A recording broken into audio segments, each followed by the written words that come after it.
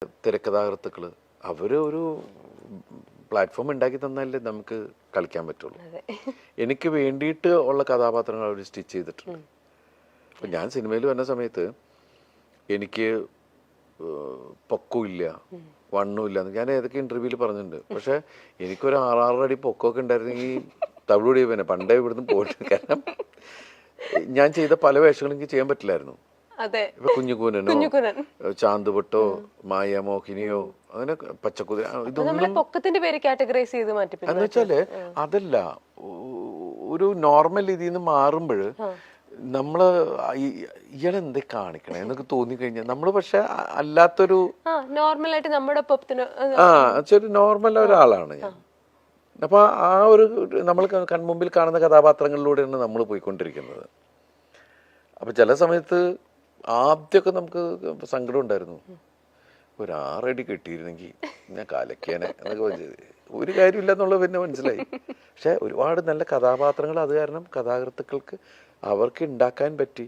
അത് എനിക്ക് കിട്ടി, ദൈവാനുഗ്രഹം. നമുക്ക് അടുത്തൊരു സെഗ്മെന്റിലേക്ക് അടക്കാം. 2 ആൾക്കാരുടെ 2 സിനിമകളിലെ 2 പേരുകൾ വീതം പറയും. അപ്പൊ അതിൽ നിന്ന് ദിലീപേട്ടന്റെ ജീവിതത്തിൽ ഉണ്ടായിട്ടുള്ള എന്തെങ്കിലും ഓർമ്മകളോ മാറ്റങ്ങളോ ഒക്കെ പറയാം. ഒരു മിനിറ്റ്, നേരത്തെ ചോദിച്ചത് ഇതില് സരസമായിട്ടുള്ള കഥാപാത്രങ്ങൾ ഏതാന്നൊക്കെ അല്ലേ? ഞാൻ ചെയ്തിട്ടുള്ള 99% കഥാപാത്രങ്ങൾ ഞാൻ എൻജോയ് ചെയ്തിട്ട് ചെയ്തിട്ടുള്ളതാണ്. അതുകൊണ്ട് നമ്മൾ ഈ പറയുന്ന പോലെ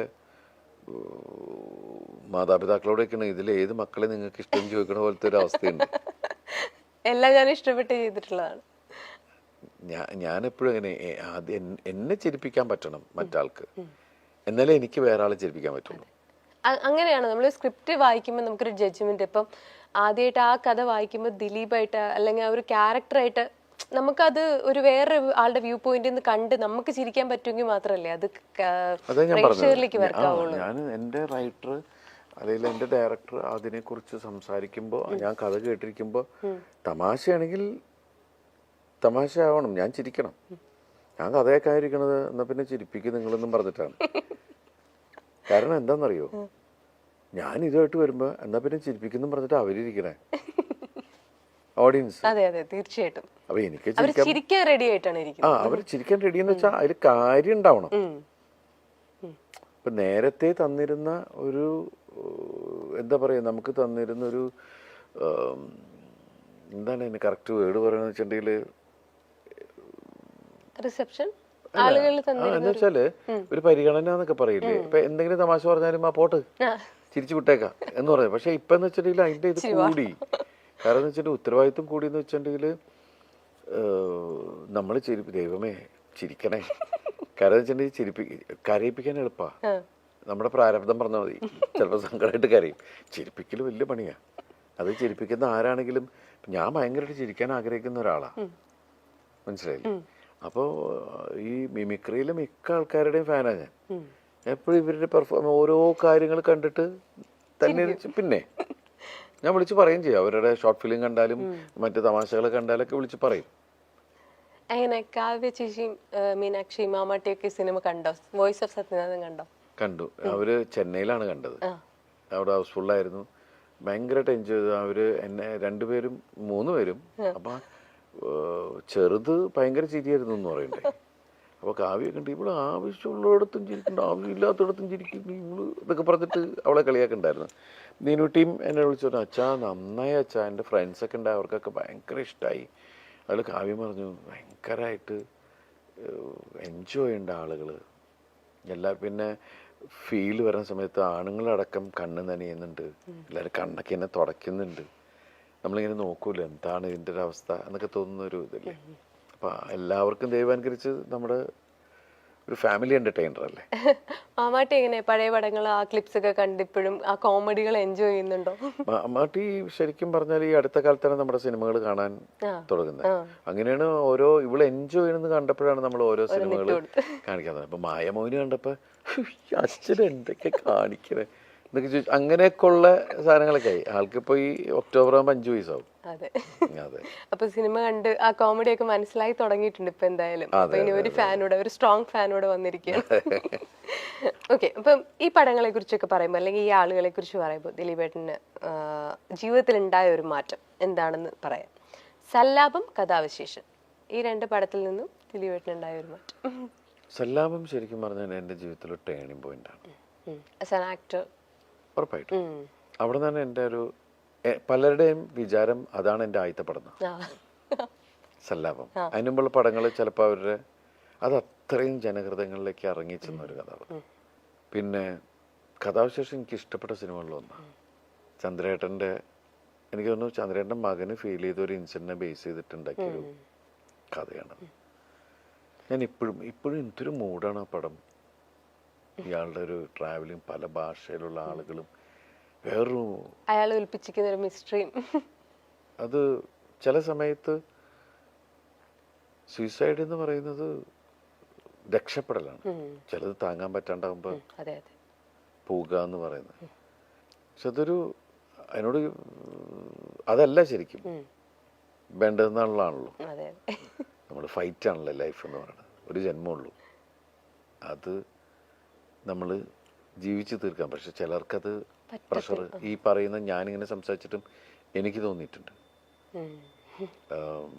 2020 എന്ന സമയത്താണ് പ്രഷർ താങ്ങാൻ പറ്റാതെ.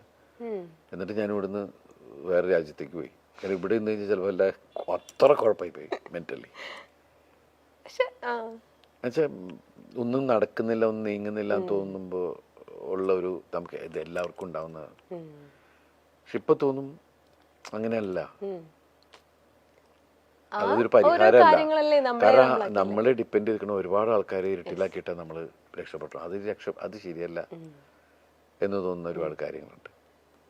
കഥാവിശേഷം പോലത്തെ ഒരു സീരിയസ് പടത്തെ കുറിച്ച് പറഞ്ഞപ്പോൾ ചോദിക്കട്ടെ, നമ്മൾ ചിരിപ്പിക്കുന്ന സിനിമകളാണ് ദിലീപേട്ടൻ്റെതായിട്ട് നമ്മൾ കൂടുതൽ കാണുന്നെങ്കിലും ഒരു ക്രൈം ത്രില്ലറിന്റെ ഒക്കെ പോലത്തെ ഭാഗങ്ങളിൽ നിന്നും ദിലീപേട്ടൻ അങ്ങനത്തെ കഥകൾ എപ്പോഴെങ്കിലും കേൾക്കുന്നുണ്ടോ? അങ്ങനത്തെ കഥകളിൽ ഇനി ദിലീപേട്ടനെ കാണാൻ പറ്റുമോ? ഉണ്ട്. ഞാനിപ്പോൾ 1-2 സിനിമകൾ അങ്ങനത്തെ കമ്മിറ്റ് ചെയ്തിട്ടുണ്ട്.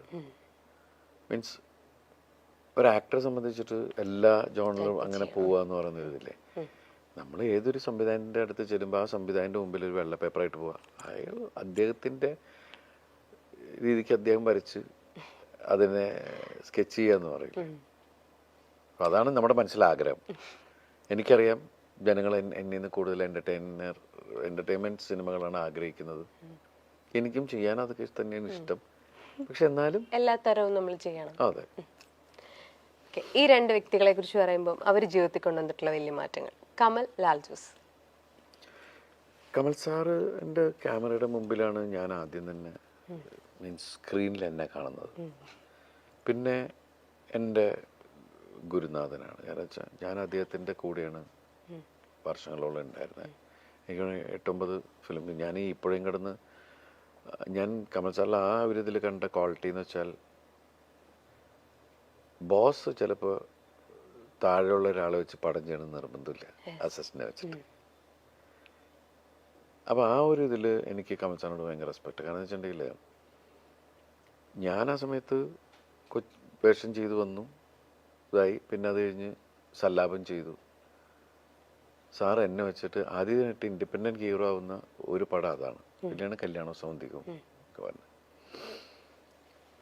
അദ്ദേഹം ഇപ്പോൾ വീണ്ടും ആ ഒരു ഇപ്പോൾ ഷൈനിനെ വെച്ചിട്ട് സിനിമ ചെയ്യുന്നുണ്ട്. അപ്പോൾ ആ ഒരു ഈഗോ എന്ന് പറയുന്ന സാധനം ഉണ്ടല്ലോ, ചില ആൾക്കാരെ നമുക്ക് പറയാൻ പറ്റൂല. മനുഷ്യനാണ്. കാരണം എന്നെക്കാൾ എൻ്റെ അസിസ്റ്റൻ്റായിട്ട് ഇന്നവനെ വെച്ചിട്ട് ഞാനെന്തിനു സിനിമ ചെയ്യണമെന്ന് തോന്നിക്കഴിഞ്ഞാൽ അത്രേ ഉള്ളൂ. പക്ഷെ അത് നമ്മളിൽ എവിടെയോ ഒരു കലാകാരനുണ്ടെന്ന് തിരിച്ചറിഞ്ഞപ്പോൾ ഈ വേഷം അവനെ ഏൽപ്പിച്ചാൽ അത് നന്നാവുമെന്ന് തോന്നുന്നൊരു സാധനമല്ലേ കമൽ സാറ്. പിന്നെ നല്ല മ്യൂസിക് സെൻസും കമൽ സാറിൻ്റെ പാട്ടുകളൊക്കെ കണ്ടറിയാം. ലാൽ ജോസ് ആണെങ്കിൽ എനിക്ക് എൻ്റെ സഹോദരനാണ്. എൻ്റെ വീട്ടിൽ എൻ്റെ അച്ഛന് ലാലുവിനെ പരിചയപ്പെട്ട സമയം തുടങ്ങി മൂത്ത മോനെ പോലെ കാണുന്ന ഒരാളാണ്. എൻ്റെ വീട്ടിൽ എന്തെങ്കിലും ഞങ്ങൾ ഇതുള്ള പ്രശ്നമാണെങ്കിൽ അവൻ വരട്ടെ എന്ന് പറയും. അങ്ങനെയുള്ള ഇതുണ്ട്.